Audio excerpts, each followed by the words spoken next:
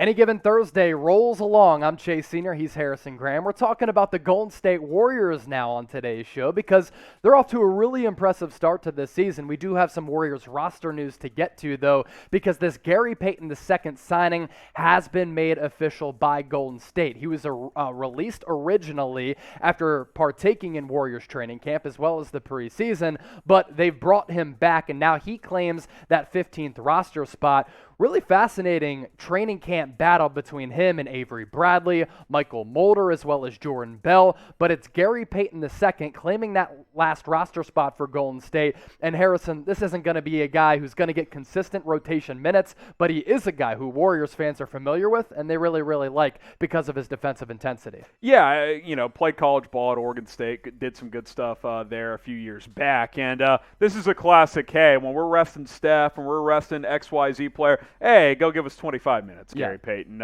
He can score a little bit. He can play defense, can play one or the two. So 15th roster spot. And, hey, if they didn't feel like Avery Bradley was going to be in the rotation, then going younger makes sense, and that's what they have decided to do with a guy like Gary Payton II. So certainly interesting to get him back into the mold with this Golden State Warriors team. So from Gary Payton II, who's an inexperienced player, to a player who could be a future Hall of Famer, who's a former NBA Finals MVP, went away from the Bay for a couple of seasons, now returned back to the Warriors in NBA free agency. We're talking about Andre Iguodala, and so many people are excited about him, not just because of the numbers that he put up in that season-opening win against the Los Angeles Lakers when he scored 12 points on 4 of 7 shooting, 2 of 5 from deep, and was a +8 playing really good defense. But also, Harrison, he looked young, he looked spry, he looked energized, and he didn't look like a washed player like maybe a lot of people had thought he was going to look like because he's been in the league for so long. That includes the people who are impressed about Iggy, Steph Curry, the leader of this franchise. Steph saying this about Iggy: I think when he came here, there was that narrative that he was just a locker room presence and just a veteran who's going to come in and be a chaperone and make sure the young guys stayed on the straight and narrow.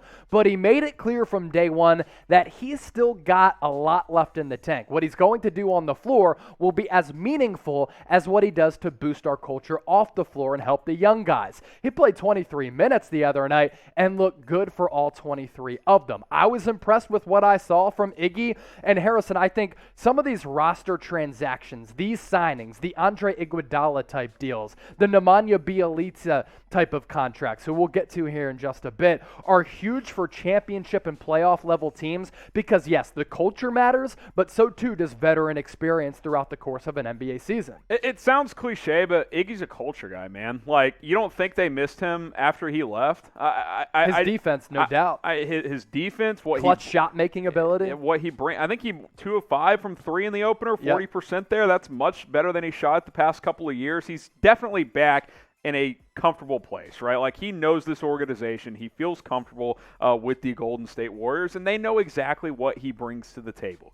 He can defend, he can make an occasional three-point shot, and he's just a great presence in the locker room. And those things matter for a team that's kind of in this phase now where they still have their stars and Steph, and hopefully when Klay gets back, but some young blend as well with guys like James Wiseman once he gets back, Jordan Poole, who has been a big talking point on Golden State Warriors today with what he's been able to bring to the table, both on the floor and to us here at Chat Sports. The real ones know. But in all seriousness, I like what this team did this offseason. Would we have liked to see Golden State get a star? Yes. Yeah. But they have a couple of stars already. And that star wasn't there to be had. So they're competing now and building for the future. Yeah, it's a good, healthy blend.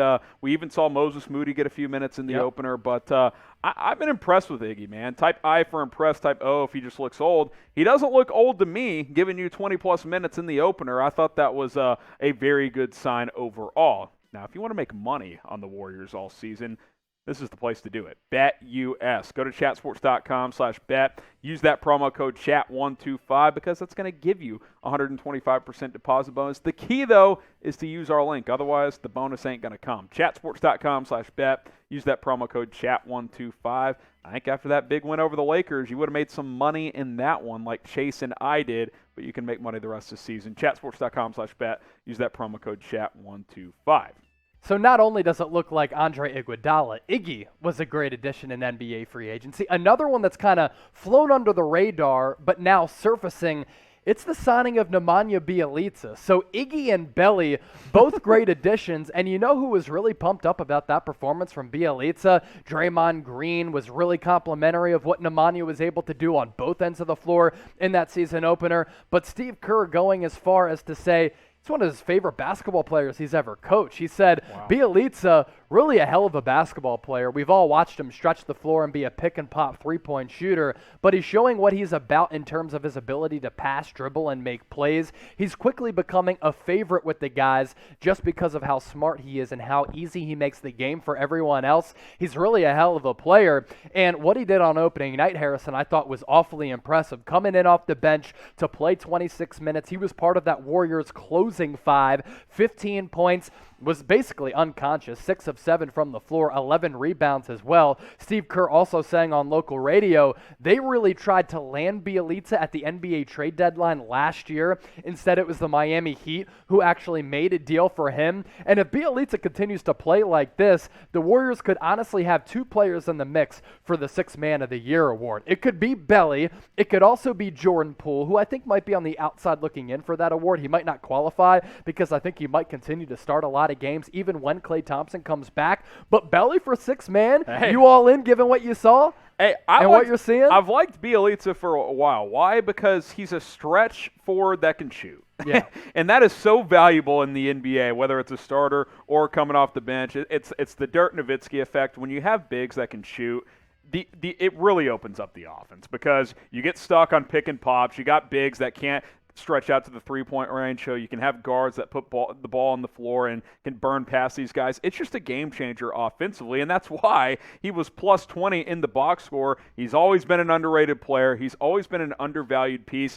Miami didn't even really use him when they traded for him last year, which I thought was strange because I liked the move at the time, and he basically was a total non-factor. Well, he's a factor in Golden State, and we've seen that one game into the season with 15 points and, 11 rebounds? Yeah. As well, 4 assists. I mean, he can do a little bit of everything. He's almost like, I'm gonna draw a blank here. Who's the guy that bounced around the NBA? French guy, played for the Spurs on that title team. Boris Diaw. Yeah. Yes, he just does everything well. Producer Sam he for the just win. knows how to play the game, and you can't overstate how valuable that is. So Bjelica, Iggy, they've looked good here in the early going. None looking better than Jordan Poole. The Poole party None is, getting more buzz it's always than summertime Jordan Poole. when Jordan Poole's around. It's always summertime. Let me ask you this, Harrison. You ready for the pool party? Always. Are you all ready for the pool party? I'm diving I'm putting my sunscreen on as we speak. You're doing a cannonball.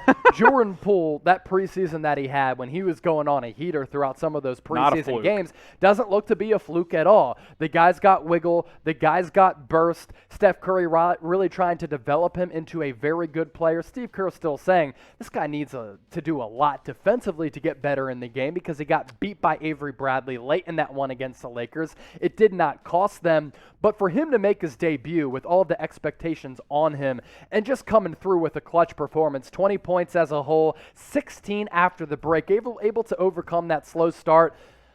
The pool party's on and popping. Hey, defense matters, but if you're giving me 20 a night, you're playing for me. Oh, yeah. I mean, that's just what it comes down to. That's why we half jokingly, half seriously said, is this the third splash, bro? Yeah. In the Bay? Because the pool party. The hype is real. You're in the splash zone when Jordan Poole is in the area. No That's question. all I'm saying. And he's been tremendous.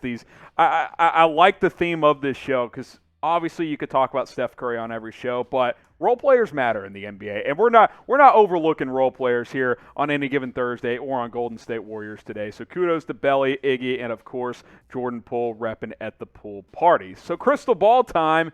How many games will the Warriors win this season? More than 50 games. 82 games. Really? Yes. You're going 50 plus. I think they could win 50 games in a tough West. 82-game season, 1-0 so far, maybe 1-1 or 2-0, depending on when you watch this video. How many games will the Warriors win this season?